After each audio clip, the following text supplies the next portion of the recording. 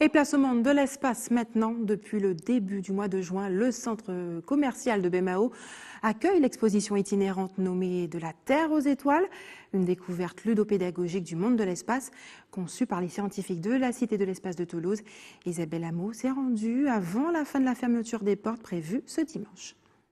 Comprendre le monde fascinant de l'espace et de la science, c'est l'idée de cette exposition ludique à travers des expériences insolites dans le vide. Alors c'est vrai que l'air qui est autour de nous, nous ne le sentons pas, mais ça nous appuie dessus. Alors ça porte un nom, l'air qui nous appuie dessus, on appelle ça la pression. Alors une définition de la pression, c'est quand on pousse sur quelque chose. Donc là en l'occurrence, l'air de l'atmosphère appuie et pousse sur les choses. Pour le prouver, il faut un verre d'eau, une feuille de papier et une main imposante. On prend le verre d'eau, on met la feuille de papier dessus, on appuie fort avec la main, on retourne, et là, si j'enlève ma main, tout le monde va penser que l'eau va tomber. Mais l'eau ne tombe pas. Alors, elle ne tombe pas parce qu'on a l'air qui est autour de nous, qui vient appuyer sur la feuille de papier qui est en dessous, et ça génère une force suffisamment importante pour compenser la force générée par le poids de l'eau. Alors c'est même assez spectaculaire parce que je pourrais avoir un verre 10 fois plus long, ça pourrait toujours fonctionner. Cette expérience vise à vous prouver que même si on ne sent pas la pression, elle existe réellement. Autre expérience, comment faire gonfler un ballon sans souffler d'air dedans. Alors ici, j'ai gonflé un petit peu, j'ai fait un nœud, je voudrais gonfler davantage. Pour cela, il faut mettre le ballon dans la cloche et lui enlever l'air.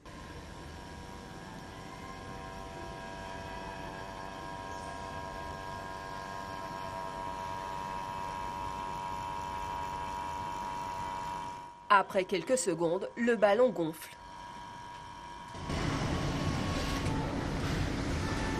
Cette expérience me permet d'expliquer ce qui se passe dans l'espace. En orbite autour de la Terre, on a la Station spatiale internationale et parfois, des astronautes vont enfiler des combinaisons et sortir à l'extérieur de la station. Sauf qu'à l'extérieur, c'est le vide et eux, dans leur combinaison, il faut bien qu'ils aient de l'air pour respirer. Si on met dans leur combinaison la même atmosphère que celle que nous avons là autour de nous en ce moment, les pauvres, une fois dehors, ils vont se retrouver tout gonflés, comme le ballon. Pour éviter ce problème, on va être obligé de leur faire respirer une atmosphère un petit peu différente de celle que nous avons là autour de nous. Là, on respire un mélange azote-oxygène à 1000 hectopascales. Vous savez qu'on peut mesurer la pression en pascal. Eux, dans leur combinaison, on va mettre que de l'oxygène à seulement 300 hectopascales. Comme c'est de l'oxygène pur, il y en a assez pour respirer. Et comme il y a moins de pression, ils vont pouvoir bouger et travailler à peu près correctement. Sauf qu'après, bien entendu, ça implique des contraintes, parce que l'air de la station spatiale, c'est le même que le nôtre.